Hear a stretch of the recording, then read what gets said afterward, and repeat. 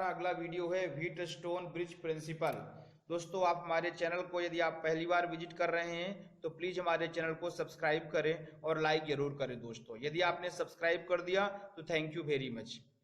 दोस्तों, Wheatstone bridge principal ये कहता है कि यदि 4 रेजिस्टेंस हो P, Q, R and S और ये एक सेल E के साथ एक ब्रिज बनाते हों, इस तरह से अरेंज हो कि एक ब्रिज बनाते हों और इसमें एक वन वे की K1 हो जो कि A और C पॉइंट्स के बीच में हो, इसमें एक गैल्वेनोमीटर G हो और एक टैपिंग की K2 हो जो कि पॉइंट B और D के बीच में हो।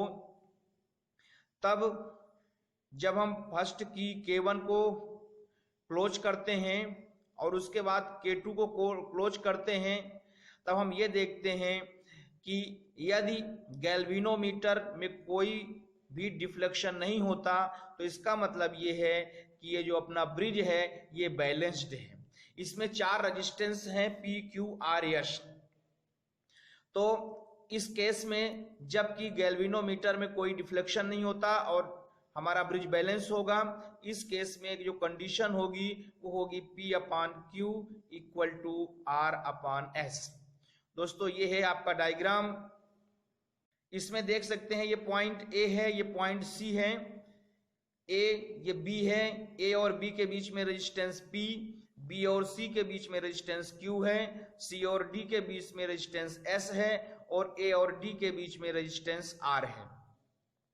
ये आपका गैल्वेनोमीटर है जहां से हम ये देखते हैं कि इसमें डिफ्लेक्शन हो रहा है कि नहीं। अगर इस गैल्वेनोमीटर में डिफ्लेक्शन नहीं हो रहा है, इसका मतलब ये जो ब्रिज बनता है PQRS का ये बैलेंस्ड है। इसमें एक सेल E के द्वारा हम करंट फ्लो करते हैं, ये एक के Q1 है। अब जैसे ही हम यहाँ पे सेल E से करंट फ्लो करते हैं तो ये करंट जाके पॉइंट A पे होता है, A पे जाता है। अब इस करंट I का पॉइंट A में 2 पार्ट हो जाता है, ये 2 पार्ट में डिवाइड हो जाता है। इसका एक पार्ट I1 है जो कि AB साइड में रेजिस्टेंस P से फ्लो होता है और दूसरा पार्ट चूंकि टोटल करंट I है, I1 part AB direction AB resistance की ओर चला गया, तो जो रिमेनिंग बचेगा I माइनस I1 वो रेजिस्टेंस R के थ्रू साइड AC से फ्लो होगा। अब जब पॉइंट B पे देखेंगे तो जो ये करंट I1 है पॉइंट B पे, इसका भी यहाँ पे पार्टीशन हो जाता है, ये भी 2 पार्ट में डिवाइड हो जाता है। तो एक पार्ट होता है IG जो कि गैल्वेनोमीटर के थ्रू फ्लो होता है और चूंकि इसमें इस रेजिस्टेंस P में टोटल रेजिस्टेंस I1 है, इसका एक पार्ट IG गैल्वेनोमीटर के थ्रू फ्लो होता है जो कि डायरेक्शन BD होता है। यहाँ पर एक की K2 है जो कि टैपिंग के थ्रू हम यहाँ पे कनेक्ट किए हैं। तो जो इसका रिमेनिंग करंट होगा, चूंकि ये I1 है, IG इस डायरेक्शन में हो गया तो रिमेनिंग करंट हो जाएगा I1 माइनस IG जो कि रेजिस्टेंस Q के थ्रू R में BC में फ्लो होगा। अब दोस्तों पॉइंट D पे देखते हैं, तो चूंकि पॉइंट D पे जो करंट आ रहा है AD डायरेक्शन में तो वो आ रहा है I माइनस I1 और एक करंट आ रहा है IG जो कि पॉइंट BD की ओर B से BDR में आ रहा है। तो D पे 2 करंट आ रहे हैं, एक आ रहा है I माइनस I1 और एक आ रहा है IG। तो जो DC डायरेक्शन पे जो कि रेजिस्टेंस S के थ्रू फ्लो होगा, तो ये दोनों करंट I माइनस I1 और IG ये दोनों करंट प्लस होकर के रेजिस्टेंस S के थ्रू फ्लो होंगे। तो जो रेजिस्टेंस S में करंट फ्लो होगा वो होगा I minus I1 plus IG। अब पॉइंट C में अगर हम देखें तो जो रेजिस्टेंस Q के थ्रू फ्लो होकर पॉइंट C तक पहुंचता है और जो करंट रेजिस्टेंस S के थ्रू फ्लो होकर के पॉइंट C तक पहुंचता है, तो C पे ये दोनों करंट फिर से सम हो जाएंगे, ऐड हो जाएंगे। तो I1 माइनस IG और I minus I1 plus IG अगर इन दोनों को हम सम कर देंगे तो आएगा करंट I। तो इस तरह से यहां से जो करंट I फ्लो होता है, यहाँ पे चारों रेजिस्टेंस में इसका डिवीजन होता है और रिजल्टेंट जब C पॉइंट पे देखते हैं तो सी पॉइंट से जो रेजिस्टेंस होता है वो भी आई होता है, मतलब जितना करंट यहाँ फ्लो होगा उतना ही करंट यहाँ इंटर करेगा। लेकिन बीच में ये जो आपका P Q R S combination है रेजिस्टेंस का, इसमें वो डिफरेंट पार्ट में डिवाइड हो जाएगा। तो दोस्तों ये हो गया व्हीटस्टोन ब्रिज का एक्सप्लेनेशन। यहाँ पे जो प्रूफ किया गया है, जैसा कि हमने अभी अभी आपको डिस्कस किया, वही चीजें यहाँ पे एक्सप्लेन की गई हैं, यहाँ पे लिखी हुई हैं कि पॉइंट ए पे करंट दो पार्ट में डिवाइड होता है। जो I1 है जो रेजिस्टेंस P के थ्रू फ्लो होगा, और दूसरा करंट का पार्ट होगा I-I1 जो कि रेजिस्टेंस R के थ्रू फ्लो होगा। इसी तरह से पॉइंट बी पर भी करंट I1 को दो पार्ट में डिवाइड करेंगे, तो एक होगा IG जो कि गैल्वेनोमीटर G के थ्रू फ्लो होगा, और एक होगा I1 IG जो कि रेजिस्टेंस R के थ्रू फ्लो होगा। अब इस तरह से करंट IG जो है एक आर्म BD के थ्रू फ्लो होगा, और जो रिमेनिंग पार्ट है I-I1 वो आर्म AD के थ्रू फ्लो होगा, और ये दोनों करंट जाकर के पॉइंट C पे कंबाइन हो जाएंगे, जैसा कि अभी हमने यहाँ डिस्कस किया उसी तरह से यहाँ पे क्लियर है। तो दोस्तों ये पॉइंट C पर भी उसी तरह से है जैसा कि हमने बताया।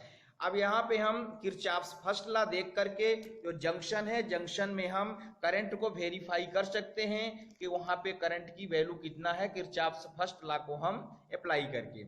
अब हम किरचॉफ सेकंड लॉ को जो हम अप्लाई करते हैं क्लोज सर्किट ABDA में, तो इस तरह से जो किरचॉफ सेकंड लॉ है कि उसका होता है करंट और रेजिस्टेंस का जो सम होता है, रिजल्टेंट होता है, वो जीरो होता है। तो एक हो जाएगा I1P plus IGG minus I-I1 R equal to 0। ये जो क्लोज सर्किट है ABDA में वहां पर होगा। इसी तरह से जो कि G जो है गैल्वेनोमीटर का रेजिस्टेंस है। इसी तरह से अब हम क्लोज सर्किट BCDB में देखेंगे, और वहां पर जब हम किरचॉफ सेकंड लॉ अप्लाई करेंगे तो यहाँ पे भी वही होगा, current plus resistance equal to 0। तो ये कंडीशन आ जाएगी सबको, जब हम Q रेजिस्टेंस है, ये करंट फ्लो हो रहा है, यस में ये करंट फ्लो हो रहा है, यस रेजिस्टेंस है, G रेजिस्टेंस है और उसमें ये करंट फ्लो हो रहा है। तो जो सेकंड लॉ कहता है किरचॉफ्स का, उसमें रिजल्टेंट 0 होता है। अब रेजिस्टेंस R को इस तरह से एडजस्ट करते हैं कि गैल्वेनोमीटर में कोई भी डिफ्लेक्शन ना आए।